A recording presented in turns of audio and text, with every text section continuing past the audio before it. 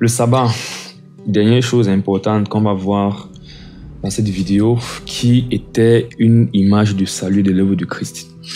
Dieu, en instaurant le sabbat, instaurait le fait qu'on n'a pas à travailler pour être sauvé, mais que Jésus avait déjà tout fait le travail. On doit seulement croire et on n'a rien à faire en ce qui concerne la question de que faut-il faire pour être sauvé. La réponse est aucune œuvre, juste avoir la foi. Puisque le principe du sabbat, c'est que c'est un jour de repos. Alors dans Exode 16, verset 2 à 5, puis verset 26, on dit « Et toute l'assemblée des enfants d'Israël murmura dans le désert contre Moïse et Aaron. Les enfants d'Israël leur dirent « Que ne sommes-nous morts par la main de l'Éternel dans le pays d'Égypte, quand nous étions assis près des pots de viande, quand nous mangions du pain à satiété.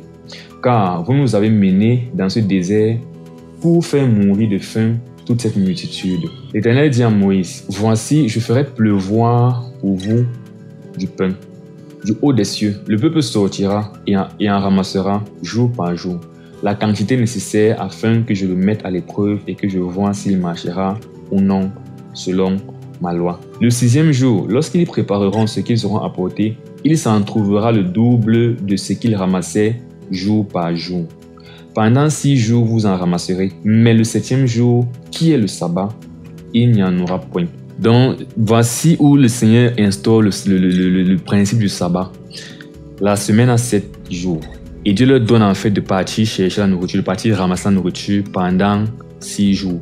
Mais au 6e jour, il leur donne le double. Pourquoi? Parce qu'il veut que le 6e jour, il se repose. Donc, le 6e jour, il pourvoit au 7e jour. Et donc, c'est dans ce repos, l'absence de travail là qu'on appelle le sabbat, qui est justement le reflet de ce qui s'est passé à la création. Dieu a travaillé pendant 6 jours, il a créé le monde en 6 jours. Le 7e jour, il s'est reposé. On dit par la suite, le 7e jour, quelques-uns du peuple sortirent pour en ramasser et ils n'en trouvaient point. Donc vraiment, Dieu a pourvu pour le 7e jour, parce que pour lui, il n'était pas question que les Israélites travaillent le 7e jour à cause du symbole que ça représente, le salut par la foi.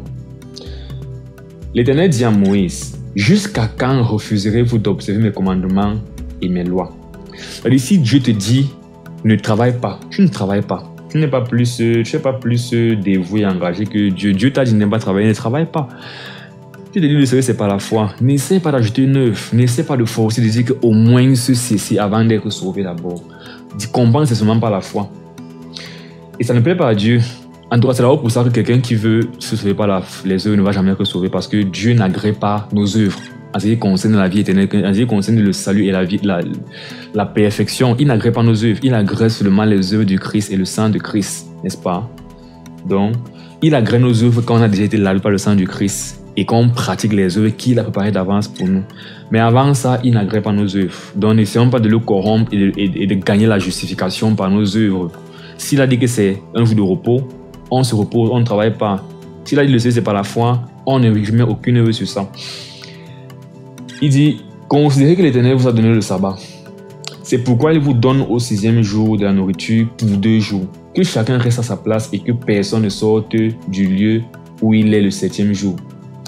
Et le peuple se reposa le 7e jour. Donc le sabbat est le 7e jour, comme il a dit, parce que Dieu a créé le monde en 6 jours et s'est reposé au 7e. Être sauvé, c'est donc entrer dans ce sabbat de Dieu. En fait, le salut, c'est le repos de Dieu. N'est-ce pas? Quand on dit que le salut, c'est entrer dans cet état de repos dans lequel Dieu est depuis qu'il a fini sa création. Et donc, pour entrer dans cet état de repos-là, on n'a pas à travailler. On ne doit pas travailler. Jésus a déjà fait le travail. Et Jésus a dit dans Matthieu 11, 28 à 29, « Venez à moi, vous tous qui êtes fatigués et chargés, et je vous donnerai du repos. Prenez mon joug sur vous et recevez mes instructions, car je suis doux et humble de cœur, et vous trouverez du repos pour vos âmes. » Toujours des façons de dire que quoi? Moi, en fait, je vais vous accorder le repos. Donc, venez à moi. Mais si vous avez le repos, c'est parce que moi, je travaille à votre place. C'est ce que Jésus est en train de dire. Quand il dit que mon joug est léger, c'est que quoi? Me suivre, en fait, ne demande pas d'effort. Je travaille. Vous avez seulement à croire, à recevoir. Je ne parle pas de la marche chrétienne ici. La marche chrétienne, naturellement, demande les efforts. On doit travailler. On doit être le royaume, c'est pour les violents. Il faut être violent, on ne refuse pas tout ça. Mais quand on parlait d'entrer dans le royaume des cieux, donc d'entrer dans le salut, de recevoir le pardon, là, ça se fait sans les œuvres. C'est facile, c'est léger, c'est juste par la foi. Donc, quand je dis que quoi, venez à moi et je vous donnerai du repos. Comment avoir ce repos? Je dis que c'est par la foi parce que Déjà, c'est ce que la parole dit depuis le début. Et puis, Hébreux 4, verset 2 à 4 dit « Car cette bonne nouvelle nous a été annoncée aussi bien qu'à eux. Mais la parole qui leur fut annoncée ne leur servit de rien, parce qu'elle ne trouva pas la foi chez ceux qui l'entendirent.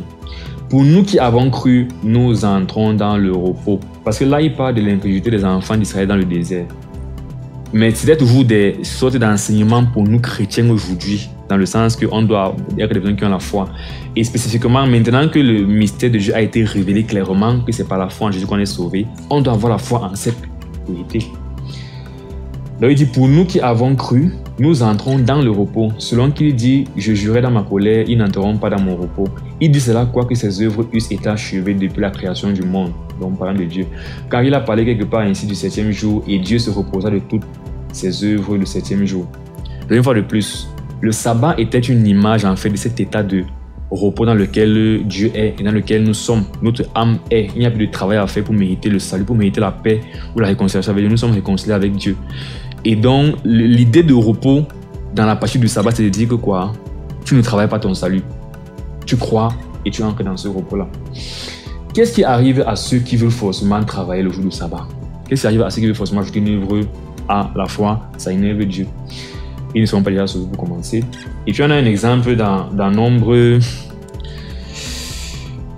15, 32 à 36, on dit « Comme les enfants d'Israël étaient dans le désert, on trouva un homme qui ramassait du bois le jour du sabbat. » Comprenez bien le sens péché de cette histoire-ci. Ceux qui l'avaient trouvé ramassant du bois l'amenèrent à Moïse, à Aaron et à toute la famille parce qu'il était en train de travailler alors qu'il devait se reposer le jour du sabbat. On le mit en prison car ce qu'on devait lui faire n'avait pas été déclaré. L'Éternel dit à Moïse « Cet homme sera puni de mort. Toute l'assemblée le lapidera hors du camp. » Donc imaginez un peu Dieu, on dit à Dieu qu'on a vu un gars le jour du sabbat en train de travailler alors que tu as interdit ça. Qu'est-ce qu'on fait de lui? Dieu, on le pardonne, on le laisse. Dieu a dit que tout le peuple va le lapider.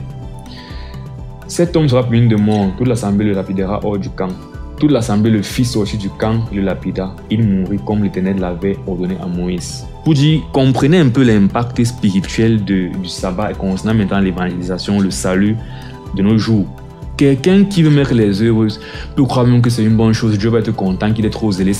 Dieu a dit concernant le salut, pas les œuvres. Si tu vas ajouter les œuvres, c'est ça, Dieu demande qu'on te lapide spirituellement parlant. C'est-à-dire qu'on doit te lapider. Bon, ça veut seulement dire que moi, il va te lapider avec la parole et te rappeler que tu fais mal, répands-toi, crois seulement. Mais pour dire en gros que l'Éternel ne veut pas qu'on lui offre nos œuvres pour être sauvés. Parce que ça ne va pas, ça ne donne pas. Il veut seulement les œuvres du Christ et le sang du Christ. Et nous, ce qu'on a à faire, c'est croire. Galates 5, verset 4, parlant de ceux qui veulent forcément mettre les œuvres sur le salut une fois de plus. Paul dit, vous êtes séparés de Christ, vous qui cherchez la justification dans la loi, vous êtes déchus de la grâce. Alors que Jésus-Christ a offert la grâce. Croire pour être sauvé. Il y a la possibilité de, sans les œuvres, être sauvé. Tu dis c'est la foi, et puis tu dis, et les œuvres aussi, déchus de la grâce. Toi qui cherches la justification dans la loi.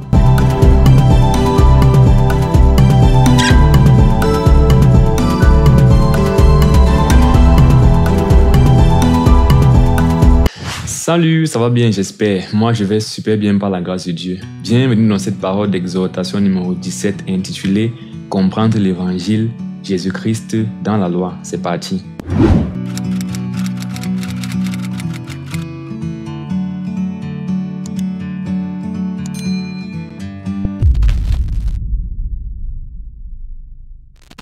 Le but de cette vidéo est